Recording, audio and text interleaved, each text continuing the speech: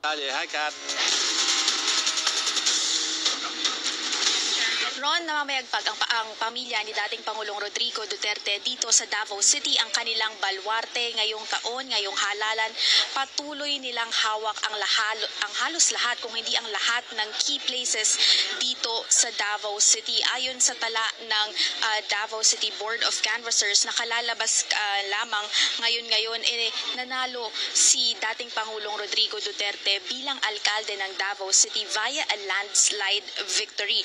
Hinahanap natin ngayon mula sa ating mga notes yung actual number nung kanyang botong nakuha. Ayon dito sa canvas report ng COMELEC sa Davao City, nakakuha ang dating Pangulo ng 662,630 na boto. Galing yan sa voter turnout na 77.21% dito sa Davao City. Napakalaki ng lamang ni dating Pangulong Rodrigo Duterte kumpara sa kanyang katunggali na si dating Cabinet Secretary Carlo Nograles na nakakuha lamang ng 80,852 na boto. May tatlong iba pang kandidato sa pagka-alkalde dito sa Davao City. Ngunit kahit i-add natin yung mga boto na nakuha nitong tatlo, less than 10,000 lamang ito. Kaya sabi nga nila ay isa itong decisive victory para sa dating Pangulo. Ron, nakakuha rin tayo ng isang kopya ng statement ng Defense Counsel ng dating Pangulo na si Nicholas Kaufman, at ayon sa kanya ay hindi na masyadong mahalaga kung hindi man nakaboto ang dating Pangulo ngayong halalan dahil nagpapakita naman daw itong turnout na ito para sa dating Pangulo kung ano ang sentimiento ng mga Davaoenyo. Babasahin ko lamang yung statement mula kay Attorney Nicholas Kaufman. Sabi niya, "The solitary ballot paper of Rodrigo Duterte is of less significance than the overwhelming support expressed for him today at the polls. The electorate showed its clear desire for the former president's return to the Philippines and its total rejection of the Marcos government's vain attempt to stamp out his legacy."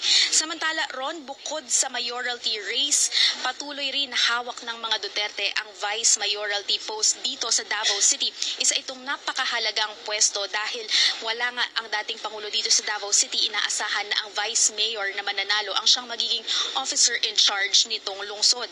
Ayon sa canvas report ng COMELEC Davao City, nakakuha si Sebastian Duterte, anak ni dating Pangulong Rodrigo Duterte, ng 651,356 votes. Overwhelming ulit ito kumpara doon sa kanyang second closest contender na si Bernie Alag na nakakuha lamang ng 78,893 na boto. Ron, pumunta naman tayo sa congressional races dito sa Davao City. Ang first district ng Davao City, hawak pa rin ni Representative Paulo Duterte, ang panganay na anak ng dating Pangulo. Habang ang pangalawang distrito naman, ang nanalo doon ay ang apo ni dating Pangulong Rodrigo Duterte at anak ni Representative Paulo Duterte na si Omar Duterte. Pagdating naman sa third district sa Kongreso ng Davao City, nananatili itong hawak ni Representative Isidro Ungab, isang matagal ng kaalyado ng pamilya Duterte. Sa ngayon, Ron, kung makikita niyo sa aking likuran, ay hinihintay na lamang ng Board of Canvassers na maiprint yung ilang dokumento bago sila formal na magproklama ng mga nanalo dito sa halalan. Sa ngayon, Ron, nagbigay din sila ng kopya na nung mga nanalo para sa pagkakonsehal dito sa Davao City.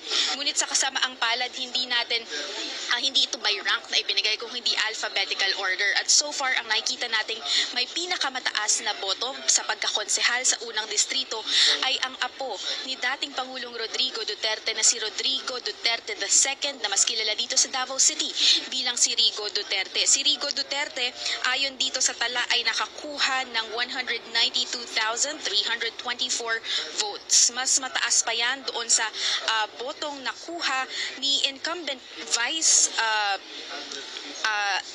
mas mataas pa yan doon sa botong nakuha ni Melchor Kitain Jr. na siyang Vice President ngayon ng Davao City na tumakbo na sa pagkakonsehal. Ron. Katrina Domingo nagre-report mula sa Davao City. Katrina reporting that